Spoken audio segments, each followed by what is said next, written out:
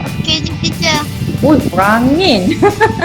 Okay, Alia, the sentence please.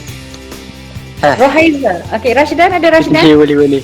Yay, Slow sikit je. I'm so happy.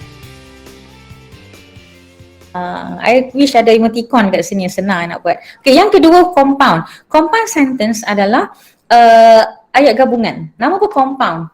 Okay, compound. Compound kalau kita tengok persamaan kimia adalah campuran dua elemen. Jadi dalam bahasa Inggeris compound ini sama juga campuran dua jenis ayat, dua jenis klausa.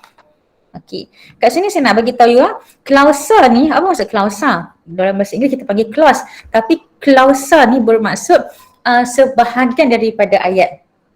Okey, contohnya daripada ayat penuh tu dia ada klausa di klausa dia.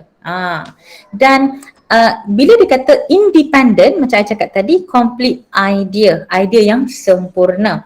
Jadi kita panggil independent clause, IC. Jadi dia menggabungkan satu idea lengkap dan juga idea lengkap yang kedua. Macam saya kata tadi, yang penting dia kena ada yang ni lengkap. Macam mana kita hubungkan? Macam tadi saya bagi contoh. I eat watermelon, my brothers eat banana. I eat banana. Kalau saya cakap saya makan eat, yang lagi satu pun kena, dia kena ia sekata, verb tu dia kena sama. Tak boleh ayat depan tu present tense, ayat belakang past tense, tak boleh, dia kena sama. Kalau ini present tense, yang clause kedua kena present tense. Jadi macam mana dia dihubungkan? Dia dihubungkan dengan perkataan ni, fan boys. Fan boys ni adalah conjunction, kata hubung.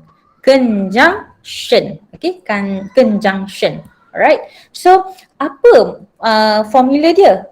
Dia kata dua atau lebih independent clause, IC. So dua idea yang lengkap digabungkan bersama dan apabila digabungkan dia menjadi maksud yang sedikit berbeza. Contoh. Okay, untuk compound sentence ada sedikit perubahan. Satu tambahan maklumat lain untuk penggunaan atau macam mana compound sentence ini dibina. Cara kedua adalah subject, verb, tambah conjunction, tambah verb dan juga object. Okay, kat sini SV tambah conjunction, tambah VO. Kat sini kita boleh tengok ayatnya adalah seperti di bawah sekali. Taylor writes and sings her own songs.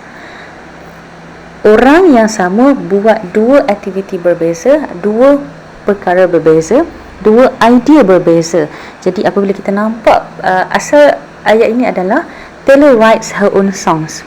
Ayat kedua, Taylor sings her own songs. Jadi apabila dua ayat ni menunjukkan dua idea berbeza dan digabungkan dengan conjunction and, dia dipendekkan menjadi Taylor writes and sings her own songs. Okey, itu maklumat tambahan untuk anda. Baik, terima kasih. I am happy. Kita tengok sini. I am happy. Lengkap kan? Ada S, ada V, ada object. Klausa kedua, my kids are always complaining. Anak-anak saya selalu komen. Ini korang lah ni. Kadang-kadang komplain lah. Itu tak cukup, ini tak cukup. Contoh.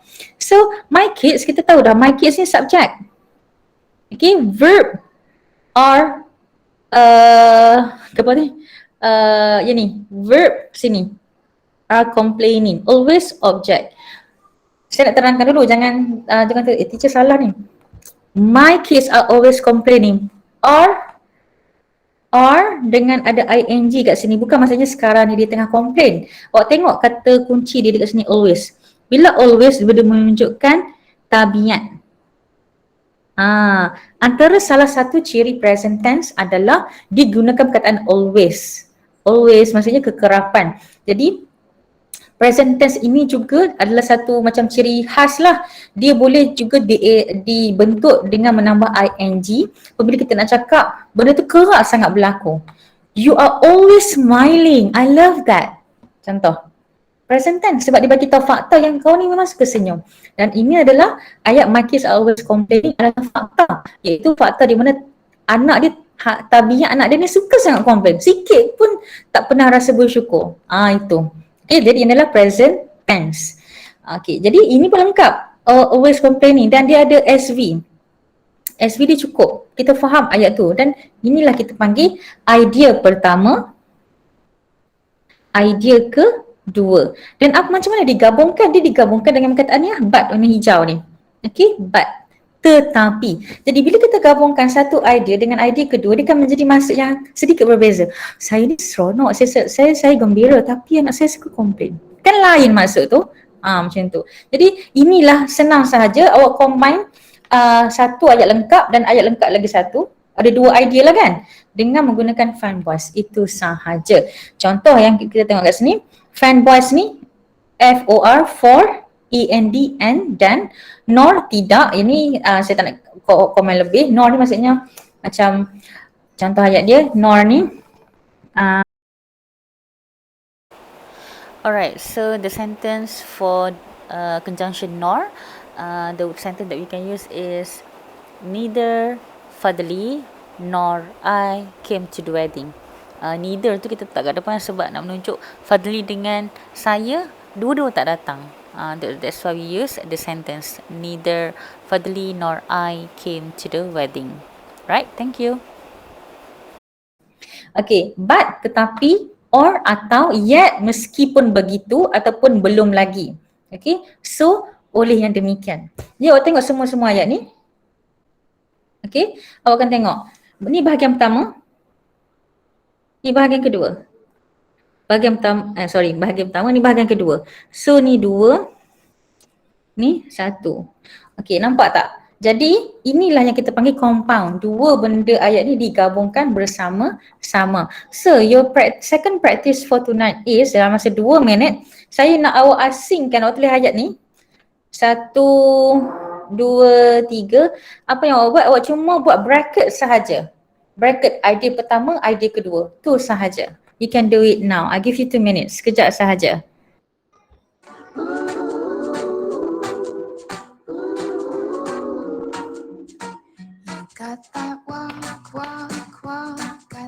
Buat bracket je. Buat ayat dan buat bracket. Tu je. Dalam kertas. Tak perlu dalam, tak perlu type.